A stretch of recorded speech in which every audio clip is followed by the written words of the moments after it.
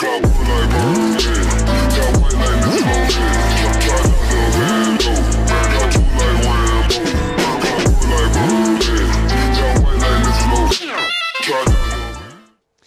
ce qui va donc donner naissance à cet événement, qui est un événement très important dans l'histoire du monde, qui est le 16 décembre 1773, que l'on a appelé la Boston Tea Party.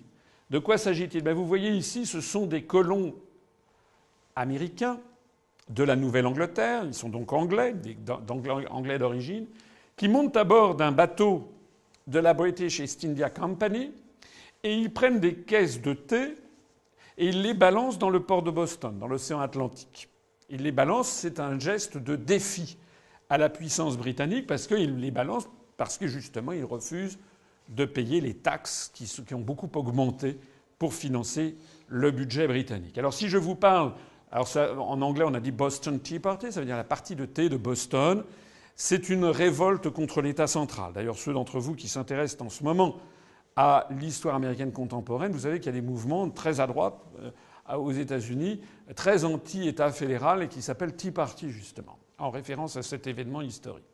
Alors cet événement historique, pourquoi est-ce qu'il est important? Bien parce que c'est le coup d'envoi de la Révolution américaine qui va, 3 ans après, déboucher, même pas 2 ans et demi après, le 4 juillet 1776, sur la déclaration d'indépendance des États-Unis d'Amérique, puis la guerre des États-Unis d'Amérique de libération contre la Grande-Bretagne, que la France va soutenir, puisque Louis XVI va envoyer Lafayette et Rochambeau, vous le savez, et qui se terminera en 1784 par le traité de Versailles qui donne l'indépendance aux États-Unis d'Amérique. Alors ce qui est important donc de constater, c'est que cette guerre d'indépendance, cette révolution américaine, comme on va l'appeler, qui intervient 16 ans avant la prise de la Bastille, eh bien, elle va démarrer donc sur des choses totalement différentes de ce qu'a été le début de la Révolution française. La Révolution américaine a commencé pour un problème de droit de douane. Nos ancêtres, en 1789, ont commencé la Révolution, c'était pas sur un problème de droit de douane. En 1788, il y avait eu une disette, et les gens avaient du mal à manger, et puis c'était sur un fond de grogne politique et sociale de plus en plus importante, puisqu'il fallait payer justement, là aussi, le budget de l'État en France était extrêmement déficitaire. Et vous savez que depuis Charles VII, seul le tiers-État devait payer les impôts.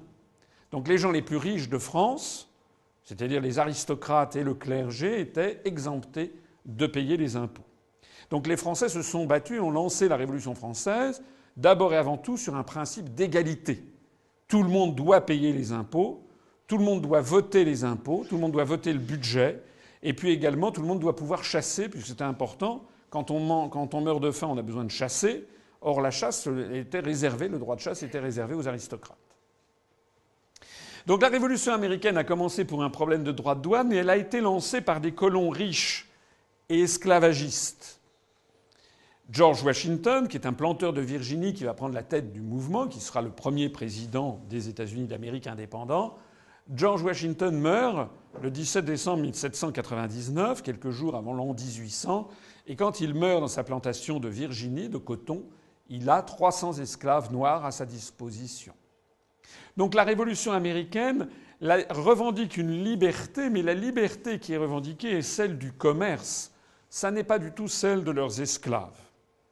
Alors que la liberté revendiquée par la République française était bien la liberté de tout être humain, puisque nous avons eu donc la déclaration des droits, d'abord la nuit de l'abolition des privilèges le 4 août 1789, et puis l'abolition, donc la déclaration des droits de l'homme qui a suivi, au même moment, au mois de juin 1789, la déclaration des droits de l'homme et du citoyen, et puis, je crois que c'est en 1791 ou 92, l'abolition de l'esclavage.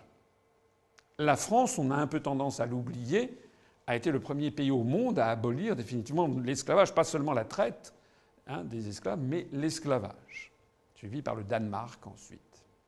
Je rappelle que les États-Unis d'Amérique seront le dernier pays occidental, si l'on peut dire, à abolir l'esclavage. Il faudra attendre la fin de la guerre de sécession en 1869 pour qu'ils abolissent l'esclavage. Et puis, le troisième élément, c'est que pour les Américains, l'instance, l'institution qui fixe les règles du commerce extérieur, c'est l'instance qui dirige les autres.